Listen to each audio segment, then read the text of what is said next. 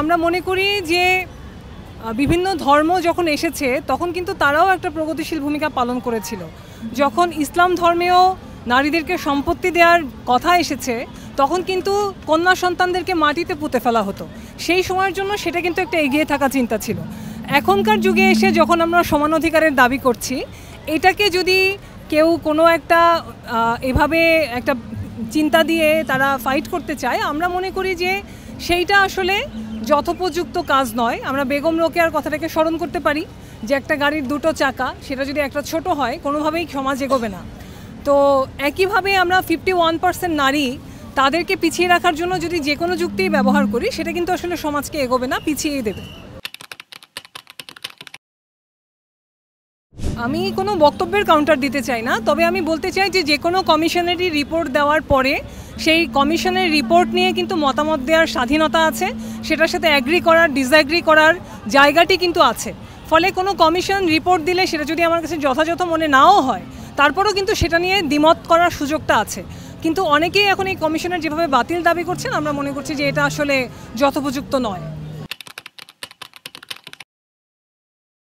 পুরুষতন্ত্র আর পুঁজিবাদ তো হাত ধরাধরি করে চলে। নারীকে যখন প্রথম সস্তা শ্রমের জন্য পুঁজিবাদ বাইরে নিয়ে এসেছিল তখন নানানভাবে নারী স্বাধীনতার কথা তারা বলেছিল, কিন্তু এখনও নারীদেরকে পিছিয়ে রাখার জন্য পুঁজিবাদ নানান রকমভাবে এই পুরুষতন্ত্রের নানান রকম টুলসও ব্যবহার করছে। একদিকে তারা নারীকে ঘরে ঢুকিয়ে রাখতে চাচ্ছে, আরেকদিকে তারা নারীকে পণ্য বানাতে চাচ্ছে। আমরা মনে করি নারীকে মানুষ হিসেবে যে স্বীকৃতি, তার যে অধিকার, সেই জায়গাটি নিশ্চিত করা দরকার, এবং সেটি আসলে শুধুমাত্র পুরুষতন্ত্র নয়, পুঁজিবাদ বিরোধী সংগ্রামের মধ্য দিয়ে সেটা করা সম্ভব বলে আমরা মনে করি। আমরা মনে করি যে যেহেতু পারিবারিক নির্যাতন আইনটি আছে বাংলাদেশে এবং সেটি যেহেতু আমরা মেনে নিতে পেরেছি, সেহেতু ম্যারিটাল রেপ আইনটিও আমরা মেনে নিতেই পারি, এবং প্রচুর নারী বৈবাহিক জীবনে এই ধরনের ধর্ষণের শিকার হচ্ছেন। এবং আমরা মনে করি যে এই রকম একটি আইন থাকলে সেটি এই ধরনের অন্যায়ের ক্ষেত্রে একটি সেফগার্ড হিসেবে কাজ করবে। আমরা মনে করি এটি একদমই যৌক্তিক নয়। কোনো কমিশন বাতিল করে দেওয়ার দাবি অযৌক্তিক, কারণ যে কমিশন যে সুপারিশ দিয়েছে সেটা নিয়ে আপনি বিতর্ক করতে পারেন, আপনি তর্ক করতে পারেন, এবং সেটাই ডেমোক্রেসির সৌন্দর্য। এই ডেমোক্রেসির জন্যই তো আমাদের এত মানুষ প্রাণ দিয়েছে।